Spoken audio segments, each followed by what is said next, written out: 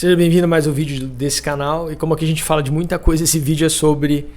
É um vídeo que eu estava devendo desde o outro canal antigo. É sobre por que a carne uruguaia é tão boa. Por que a carne uruguaia é considerada a melhor carne do mundo. Os argentinos falam, não, nossa carne é a melhor carne do mundo. A carne argentina é muito boa.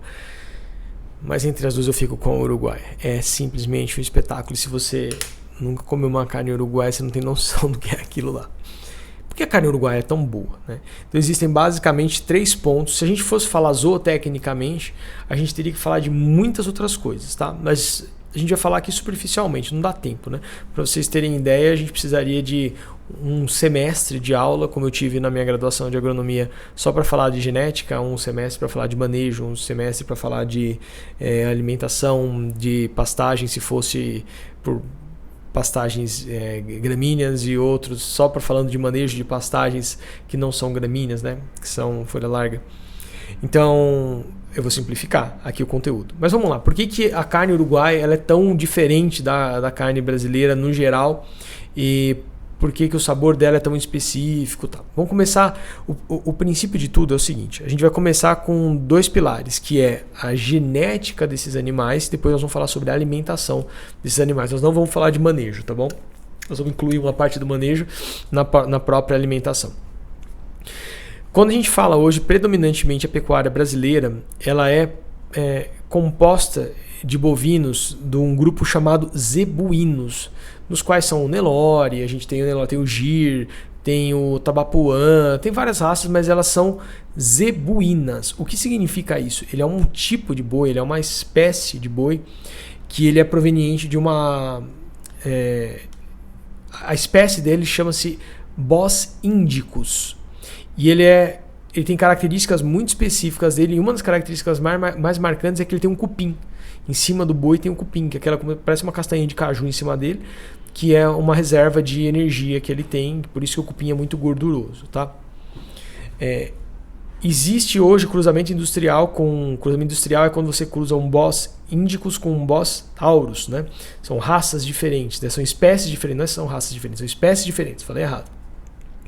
É como se você cruzasse um cachorro com um lobo. Eu não sei se dá para fazer isso, se nasce alguma coisa cachorro com lobo, mas se você cruza um bovino da espécie Bos indicus com um bovino da espécie Bos taurus, você tem um cruzamento de espécies diferentes, e isso se chama cruzamento industrial, basicamente. Gente, é muito superficial. Eu sei que se você é agrônomo ou zootecnista ou veterinário, está falando, Aurélio, puta que absurdo, é muito mais complexo. Eu sei. Isso aqui é visão geral para quem não entende muito da área, para ter uma noção, tá bom? Então, o que acontece? No Brasil, a gente tem mais zebuínos, que são raças de animais que eles têm um frame, né, um corpo maior, uma altura maior.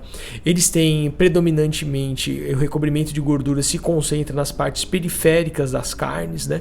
Então aquela picanha que tem a gordurinha superior, em cima dela que você consegue cortar e, enfim, você consegue ver ela bem e tal.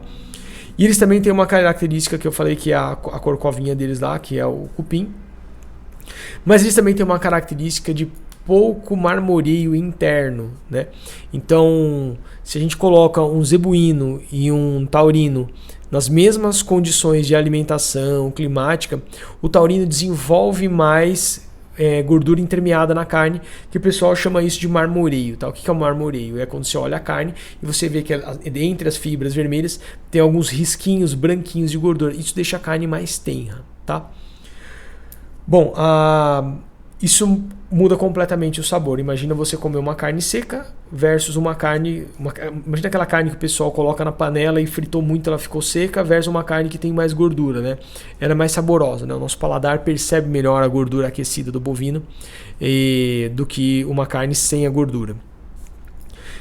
E onde é que a gente chega nisso? No Uruguai, inclusive por questões climáticas, lá faz muito frio, eles predominantemente usam raças taurinas, tá?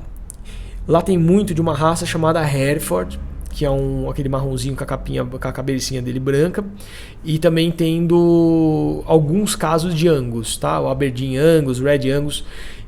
Eu vi muito Hereford lá, e todas as vezes que eu vejo pela estrada é muito Hereford para todo lado. Tem umas outras raças lá que eu não me recordo o nome, mas Hereford é a mais predominante pelo que eu pude perceber de corte, tá? corte de animais que são feitos para o abate. Tá? Quando a gente fala então desses animais taurinos, em especial dessa raça Hereford, assim como os Aberdeen Angus e outras raças também que são taurinas, eles têm maior facilidade de acumular gordura na carne dele, que é o marmoreio. Então, essa é a primeira distinção clássica. O boi uruguaio ele tem mais gordura marmorizada, mais gordura intermeada na carne do que a gordura por padrão do boi índio, do Bos Indicus, né, do bovino do zebuíno, que é a raça predominantemente de maior participação na pecuária brasileira. Tem exceções? Tem, claro, tudo tem exceção, mas aqui eu estou falando a regra geral, tá bom? Se você olhar o rebanho brasileiro, em especial de Santa Catarina, de Paraná para cima, a gente tem muito zebuíno. De Paraná para baixo, a gente já começa a ter uma transição de rebanho mais para o taurino, por isso que as carnes, por exemplo, de Santa Catarina, no Rio Grande do Sul, elas começam a se assemelhar muito com as carnes do Uruguai. Porque basicamente o clima começa a se aproximar e é possível criar com mais tranquilidade essas raças que acumulam mais gordura entre as fibras, tá bom? O segundo ponto é a alimentação, tá? Quando a alimentação de animais em condições tropicais e até subtropicais, elas basicamente são feitas de forrageiras, que são plantas que são capins. Como é que a gente sabe que é uma forrageira, que é um capim forrageiro? Ele tem uma folha comprida. Então, se você olhar um mato que nasce com uma folha comprida, ele é um tipo de planta que ele tem um tipo especial de metabolismo chamado C4. Tá?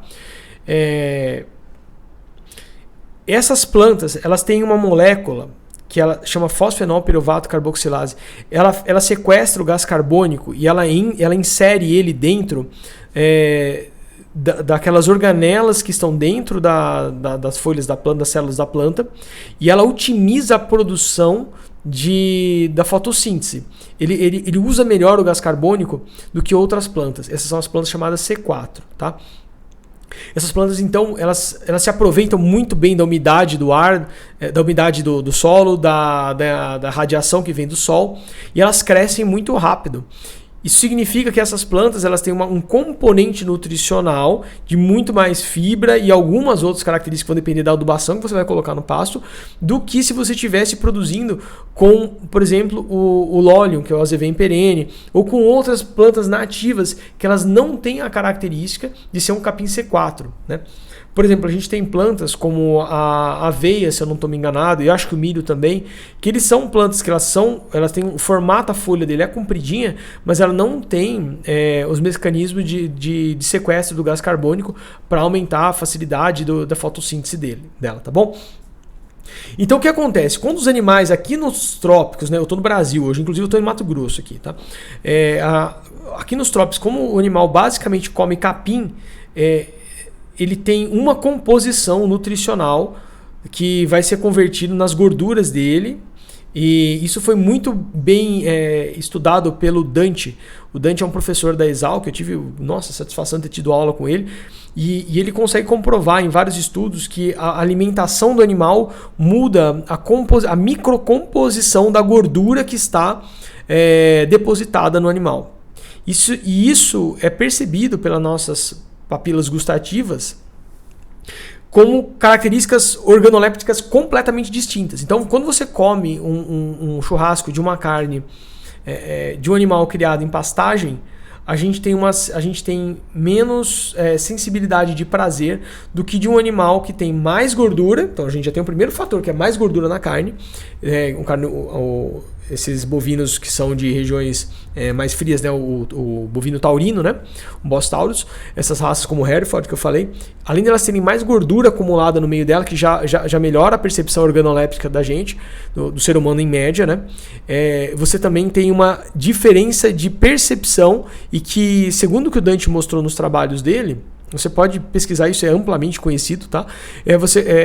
A papila gustativa humana percebe melhor, pelas amostras, o sabor de animais alimentados com plantas que não são C4, porque eu não sei, por alguma razão é mais saboroso. Então, quando você soma, de um lado você tem bovinos com menos gordura entremeada alimentados em uma pastagem de capim versus, genericamente falando, animais que são mais gordura entremeada na carne, e alimentados com uma composição diferente de plantas, que predominantemente são plantas C3, que crescem mais devagar e tem outra composição nutricional, outra composição de tudo que você imaginar, você tem sabores completamente distintos, você tem percepções de textura completamente distintas e você tem produtos completamente diferentes, né?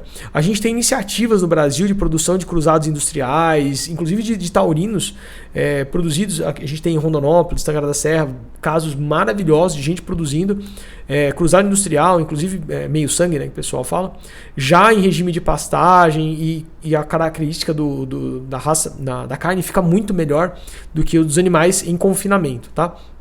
Essa é outra característica importante, muito confinamento no Brasil, que o confinamento ele muda também, como eu falei, as características da carne. Eu não estou lembrado agora se o confinamento é percebido como menos saboroso pelas amostragens lá que o Dante fazia.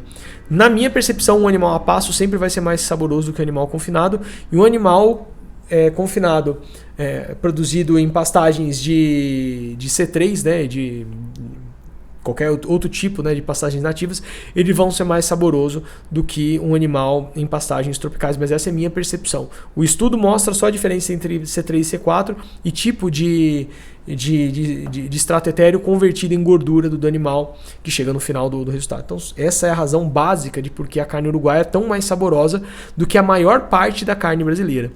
E por que eu falo a maior parte? Porque existem, como eu falei, casos e exceções de iniciativas que estão produzindo animais de altíssima qualidade, carnes extremamente saborosas em sabores que a gente nem imaginava que dava para fazer nos trópicos, tá? Então, Uruguai é muito bom, a carne é maravilhosa, mas tem um detalhe, carne uruguaia não tem cupim, então se você gosta de cupim, você vai ter que vir comer carne no Brasil. É isso. Por esse vídeo é só. Se você está gostando desse conteúdo, deixa teu like, se inscreve no canal e manda a tua próxima dúvida sobre o Uruguai ou sobre outra coisa que a gente fala aqui, a gente vem falando um monte de coisa. Até lá.